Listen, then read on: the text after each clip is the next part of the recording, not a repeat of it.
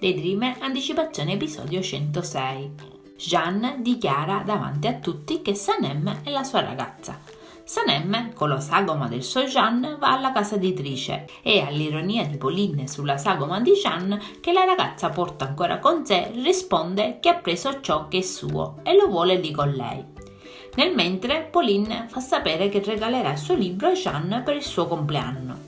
Leila si reca in agenzia per aiutare la nuova assistente di Emirè, nel mentre Melis invita Emirè ad andare ad un concerto, ma lui declina l'invito e poi le promette che ci penserà. Quando arriva Leila, però, lui chiede a Melis di andarsene. I due parlano tra loro e si chiedono come stanno. Poi Leila lo rende partecipe di aver preso alcune decisioni importanti per la sua vita, ma Melis ritorna e le comunica che lei e Mirre stanno andando ad un concerto. Quindi Leila dice a Melis che ha poco tempo per dare le indicazioni per il lavoro.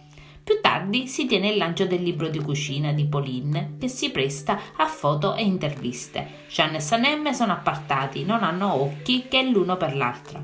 Ma all'inizio dell'intervista il discorso cade sulla passata relazione tra Jeanne e Pauline, per la gioia di Yuma. Ma Jeanne interviene, sottolineando che sono lì per parlare del libro, non di relazioni passate. Sanem è irritata per la cosa. Poco dopo Yuma invita i giornalisti a fotografare Jeanne e Pauline e Sanem è molto arrabbiata perché la proposta è partita proprio da Yuma. Nel frattempo Jeanne nota l'irrequietezza di Sanem e la faccia vittoriosa della madre rispetto a quanto sta accadendo. Quindi sposta l'attenzione sull'editor nascosto della pubblicazione, la signorina Sanem. Jeanne la invita ad avvicinarsi a lui e, tenendole la mano, dichiara davanti a tutti che Sanem è la sua ragazza, la donna che ama, concludendo con un bel baciamano. Pauline, Yuma e anche Jit non sono ovviamente contenti della cosa e così i giornalisti cominciano a fare domande sulla relazione tra Jeanne e Sanem. Pauline cerca di riprendere in mano la situazione e parla del compleanno di Jeanne. Afferma che, anche se la ricorrenza sarà l'indomani, vuole fargli il regalo prima di tutti, il suo libro. Nella sua stanza, intanto, Sanem si sta organizzando per regalare a Jeanne un album con le loro foto che testimoni il loro amore. Ayaan e Leila lo vedono e trova che sia bellissimo. A casa di Ivit invece Yuma porta a Jeanne una foto mai vista, nella quale ci sono loro due quando lui era piccolino. La madre gli ricorda che lui è stato il suo primo figlio, poi gli fa vedere le sue scarpine azzurre da neonato e gli fa gli auguri. Lui è piacevolmente sorpreso che lei abbia conservato tutto. Yuma piange abbracciando il figlio.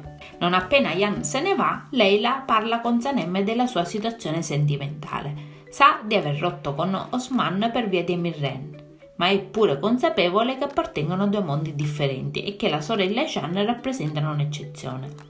L'indomani Leila e Sanem si incontrano alla casa editrice e Sanem le fa vedere il regalo per Jeanne in fase di completamento. Il suo desiderio è che lui capisca quanto è importante per lei.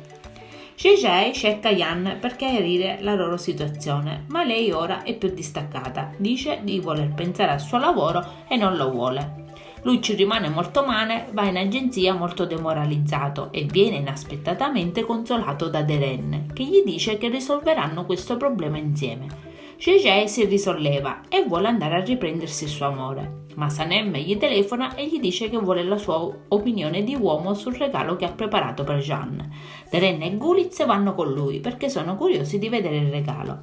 Guliz le dice che è molto romantico e Deren le consegna la penna preferita di Jeanne e la invita a scrivere qualcosa. A loro si è unito anche Mirre, che ha portato delle foto di Jeanne da bambino. Sanem lo ringrazia e Mirre è sicuro che Jeanne apprezzerà il suo regalo. Mentre Mirre ritorna in agenzia, si imbatte in Jeanne, che sta cercando Deren, Jae e Guliz in ufficio.